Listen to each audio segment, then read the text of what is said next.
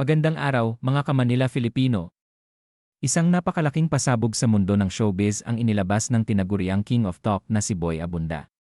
Matapos ang halos isang taon, ipinakita na niya ang hindi pa naipalalabas na bahagi ng kanyang panayam kay Liza Soberano noong Marso 7, 2023 at doon mismo. Tahasang inamin ng aktres na hiwalay na sila ng kanyang longtime boyfriend na si Enrique Gil. Sa naturang video, na umabot sa 12 minuto, ibinunyag ni Boy Abunda na noon ay nakiusap si Liza na huwag munang ipalabas ang bahaging iyon.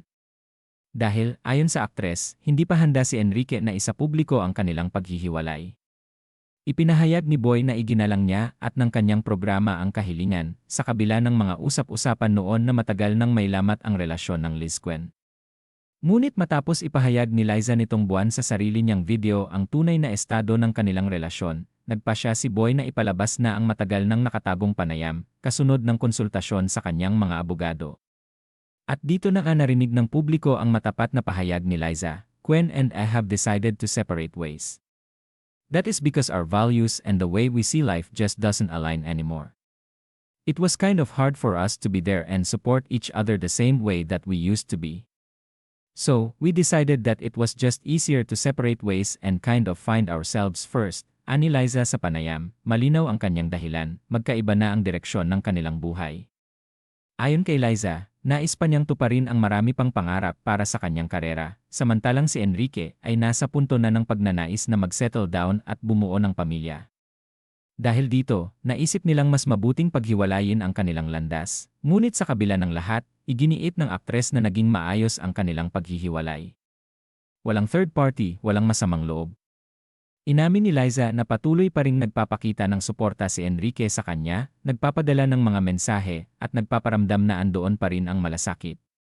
"It's hard because we don't have any ill feelings towards each other. There's still a lot of love and care for each other," ani Liza. Sa halos 8 taon nilang pinagsamahan bilang magkasintahan, hindi maipagkakaila ang bigat ng desisyong ito.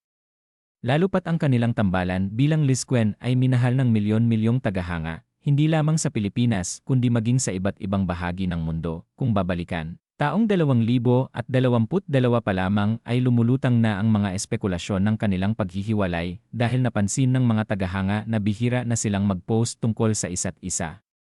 Gayunpaman, nanatili silang tahimik hanggang sa mismong kumpirmasyon ni Liza ngayong taon. Sa kasalukuyan, nananatiling tahimik si Enrique Gil at wala pang inilalabas na pahayag tungkol sa isyong ito, mga ka-Manila Filipino. Isa na namang makasaysayang yugto sa buhay ni Liza at Enrique ang ating nasaksihan, isang pagtatapos ng kanilang pag-ibig, ngunit marahil ay simula rin ng mas malinaw na landas para sa kanilang dalawa. Ano ang inyong saloobin tungkol sa revelasyong ito? Dapat na bang tuluyan ng tanggapin ng Liz Gwen fans na tapos na ang kanilang love story? I-comment na ang inyong opinyon, at huwag kalimutang i-like at i-share ang video na ito upang mas marami pa ang makasama sa ating talakayan. Ako po ang inyong kasama mula rito sa Manila Filipino, laging naghahatid ng balitang may puso at damdamin. Hanggang sa muli!